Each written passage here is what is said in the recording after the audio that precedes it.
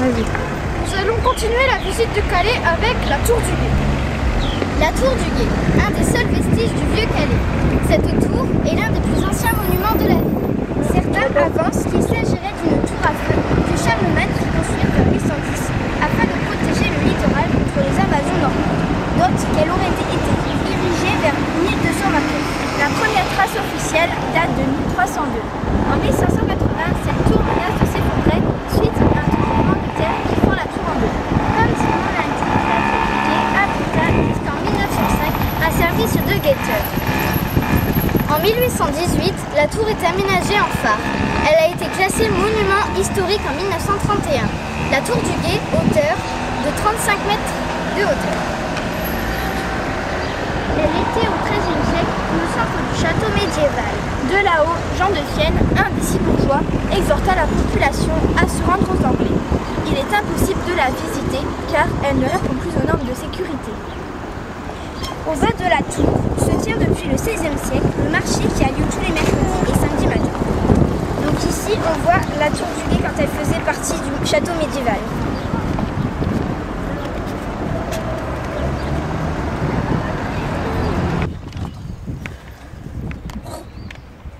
Et maintenant la citadelle.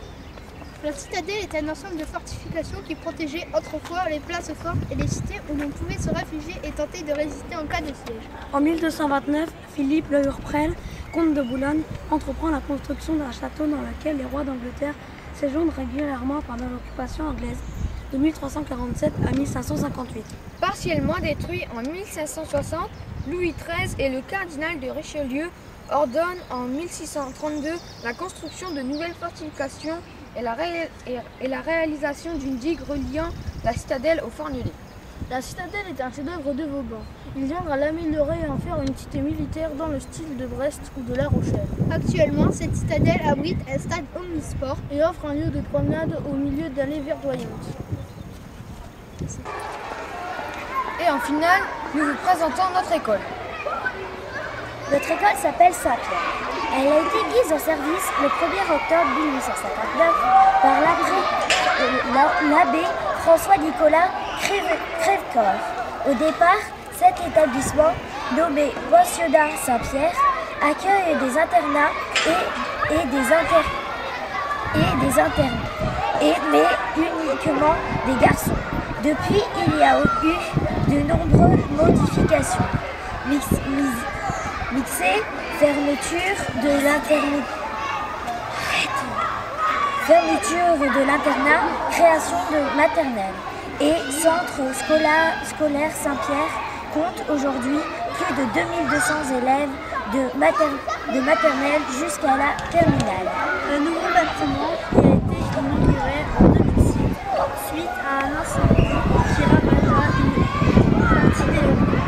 Ce nouveau bâtiment comprend des amphithéâtres, des classes, une salle de psychomotricité et un pôle de restauration. Ce dernier est partagé en 4. Le seul, c'est la cantine du lycée. Il y a le self, la cantine des primaires du collège, les poussins, cantine des maternelles, et enfin les profs, les enseignants. Notre classe se trouve dans les nouvelles installations. Elle est bleue et blanche et est située au 2e étage du bâtiment.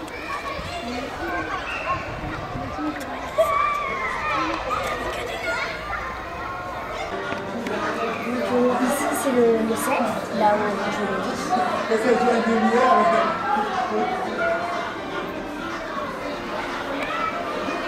a le verre, le plateau, le verre. Ici Là c'est où on présente notre on mange, c'était le repas quand on l'a fait.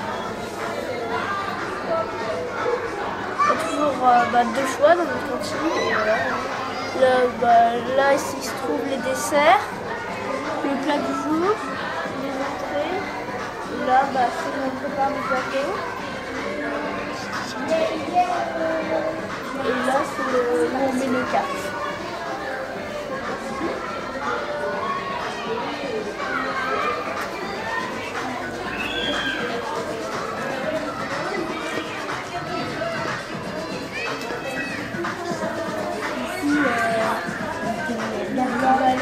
la salle des profs. Ici, il y a donc c'est le Seine, c'est les lycées, Villemange. Donc ici c'est Livroulou. Ici c'est où on prépare un peu de tout. Ce sont les tables. Après on a un accès direct vers les profs et tout ça.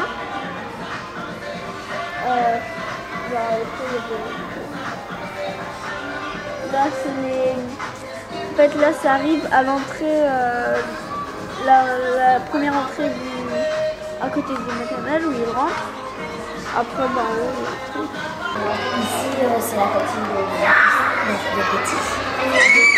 Des petites tables ici. là on prépare on met ce qui est mis pour le maternel. On mange sur cette table. Et là bah, c'est d'abord on arrive à l'entrée où les enfants. Et juste à côté, de l'autre côté, c'est la salle des profs.